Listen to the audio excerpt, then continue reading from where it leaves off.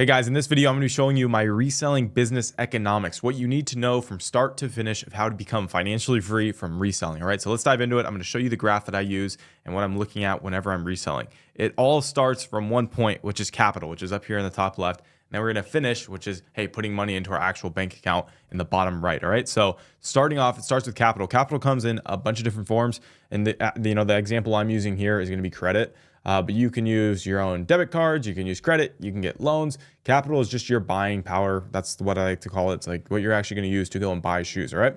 So you would trade your said capital, let's say it's a $100 shoe, for a $100 shoe. So now you lose $100. That's the inverse. You lose $100, but now you have a $100 shoe. That's your first asset, your tangible asset that you're going to be selling, right?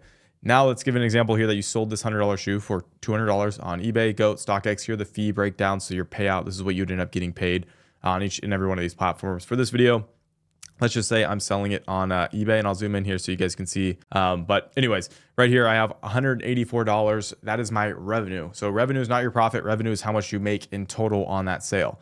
As you guys know, that shoe cost me $100, right? I lost the negative 100 here. So that 180 comes here, and that negative 100 subtracts from it. So now I'm left with $84 in profit, right? Pretty simple math equation. And that would be a 84% ROI before taxes, before everything, right? That is your gross profit. Now, let's say you're using a credit card. I just want to restart that cycle. Let's say you used a credit card. You would be $100 in debt, because that's what credit is. You're using debt to pay for it, which is fine. You just have to make sure you pay off your card, right?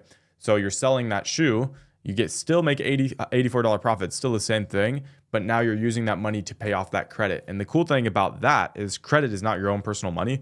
So you don't have to use any of your own money. You can just use other people's money, which is credit, still make a flip and still make the same amount of profit without having to use your own money, which means, and I'll show you guys towards the end of this, what the investing in the bank account side of it is, where you can invest money and let it grow by itself. All right. So now that you have this $84 profit, this is going to go into your business bank account. So you're going to have two separate bank accounts when you have an LLC. When you form all that stuff, you have your business and then also your personal bank account. You're going to have business expenses, which is going to lower your income because you didn't make as much money because you're getting expenses. For example, this microphone, this camera, this shelf behind me, the light over here, pretty much anything that you can see in this background. And I have monitors here that I'm using. These are all would be examples of business expenses, right? So that can help lower your costs and basically, again, lower your taxes. But for this example, let's say you pay 20% in taxes, which is, pretty typical on the lower side if you start making more money, but that's just for this example. So you'd walk away with a $67 net profit that you can go and do whatever you want with.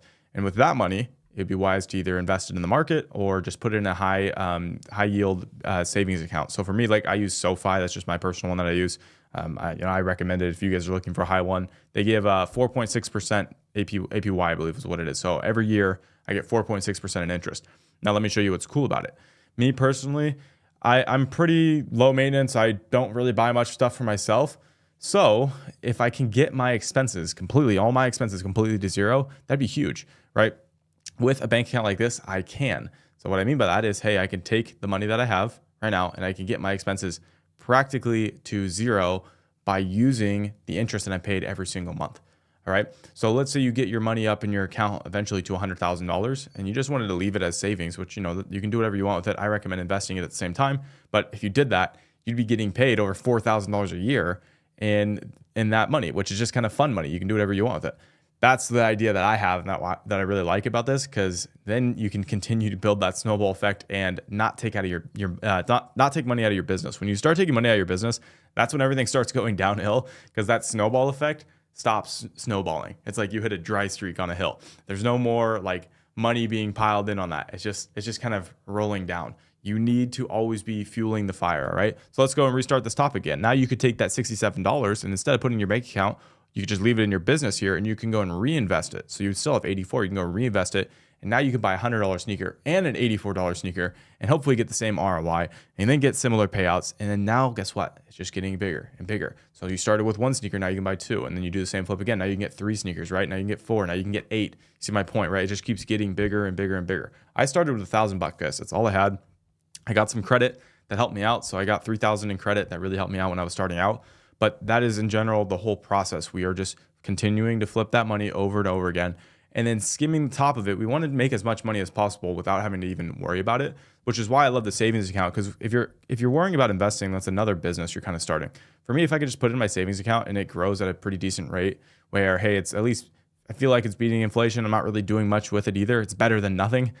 That's the way I like it, right? So if you can do all of those things and you kind of just repeat the process, I promise you guys, in 3 years, this helped me hit $1 million.